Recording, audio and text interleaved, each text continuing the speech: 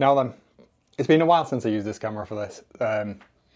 Well, because mostly of these things I've been using it for recording videos, which I do a lot of, seemingly. Anyway, by the by, so today I want to talk about ideas. Why do I want to talk about ideas? So, one of the things that I've done today is, while the little one's been having his nap, after the morning chores, excuse me, I've got through a lot of tiny little bitty jobs that I'd been putting off, most of them around tidying my man cave. Why that's important.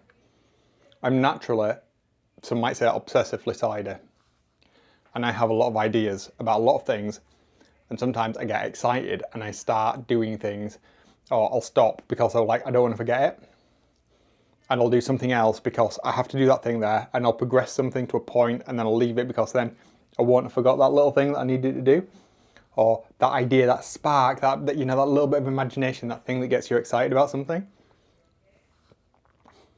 So I do that, and then it gets to a certain point where it's unmaintainable to just carry on day-to-day stuff efficiently and effectively, and I have to put things away.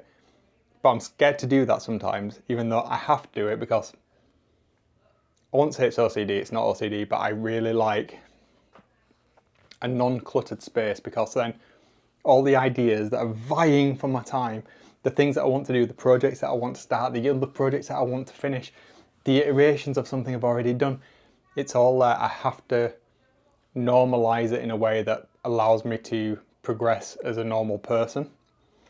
And I'm saying in this space, my study space where I do work, but also my work office and the studio spaces, I have to have it tidy because I need to be able to walk into that space, whichever it is, and be able to just focus on the function of that space. So I suppose what I'm getting at is, I've been trying over years, I'm talking about like literally over years of time, I'm trying to find a method of collating, storing, and being able to reference those ideas in a sensible way that lets me effectively, efficiently get them out of my head without doing them into a storage medium or way that I can then curate, review, and going forward act upon those ideas. So I've obviously tried things like, I used to keep a Moleskine and force myself to write in a fountain pen. Now fountain pens I love writing with. My writing is not the neatest in the world by any means, but by that act of having to do something manually that I know would physically slow me down, forced me to think more slowly, and then that would give me time to evaluate whatever it is I was trying to keep a record of, and then I'd be able to almost curate those in real time. Is it worth keeping this idea? Is it worth just having it at the back of my mind? Do I need to make a note of it and write it down? So I've amassed a number of Moleskines, and I still do that on and off. In fact, I've always got one. I keep one in my rucksacks, my camera bags, my man bags. I keep this next to my painting desk that's got like literally just pages of long form notes of hobby projects, recipes, paint recipes and such. I've got ones with diagrams in it, and I've recently been trying to use notes on my phone more. When I was more inside the Apple ecosystem, that was really a good way, I suppose, of doing it, because I could use the Apple Pencil and that. Now I predominantly have moved back to Windows because it's so much cheaper, even though I have my iPhone and an iPad. But it's that reviewing and revising, coming back to those ideas when I'm like, have I had a thought like this before that I can already iterate on that I'm struggling with? I'm using OneNote a lot now at work, and I'm wondering if I can transfer a lot of that over to OneNote. It works a little bit more how my mind is going. And I want to move away from writing stuff to keeping voice notes because I think that's better. I did even think of using another channel here on YouTube to just talk about those ideas and have it as a private channel that I could then refer to.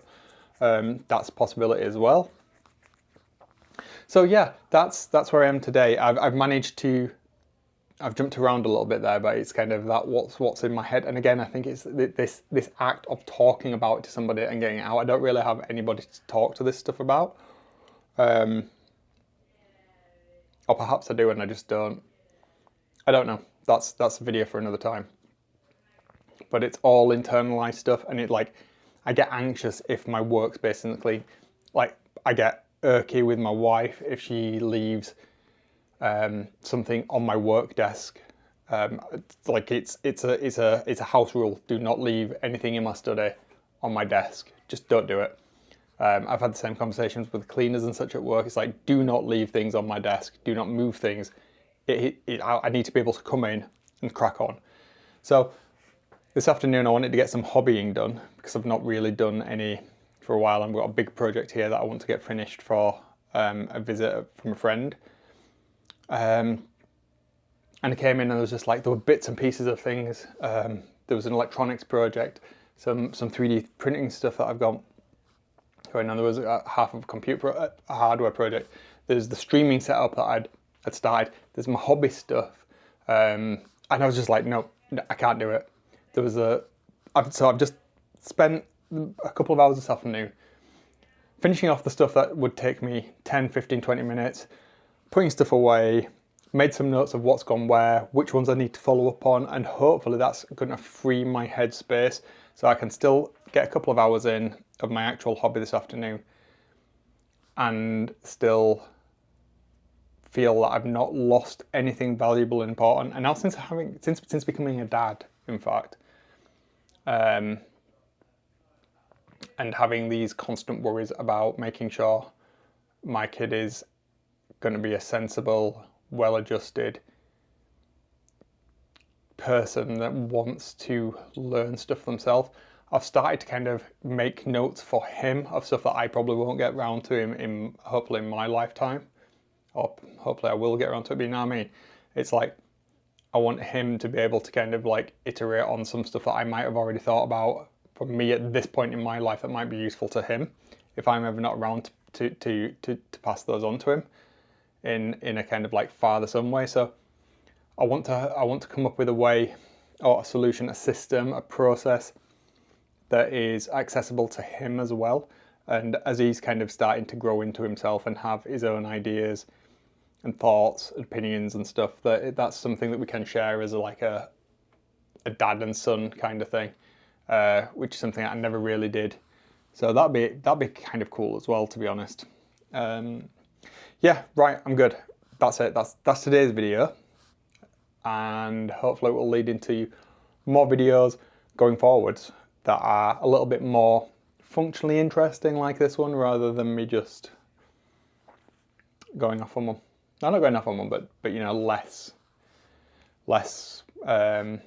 unfocused and not very interesting. I think this one's actually been really useful for me to talk about.